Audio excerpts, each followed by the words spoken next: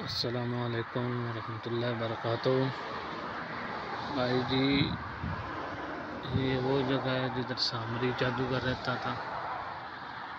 तो अभी इससे ज़्यादा तो मुझे इसके बारे में मालूमात नहीं है। एक दो आदमी से मैंने पूछा है, वो बोलता है वो इसी जगह में जो है ना वो ख़त्म हो गया था। तो ये जो चीज़ें बनी हैं ना उसी के दौर की हैं सारी। ये आप देख रहे हैं पुराना घर है, देखो ये देखो, ये उसी के टाइम का है घर।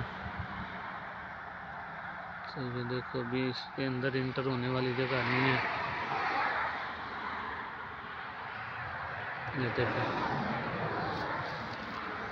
ये देखो ये सारा उसी के टाइम का है।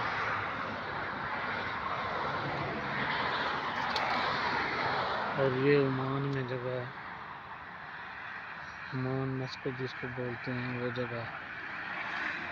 देखो अभी इससे थोड़ा पीछे जाएंगे तो उधर उन लोगों ने जो है ना वो तीर का निशान इधर दिया हुआ है इस साइड पे। तो मैंने एक दो आदमी से पूछा, वो बोलते हमें तो नहीं पता। तो एक आदमी से पूछा, वो बोलता है वो इधर ही ख़त्म हो गया था, अभी इसका निशान नहीं है वो किस जगह में है। तो ठीक है, अल्लाह हाफिज़।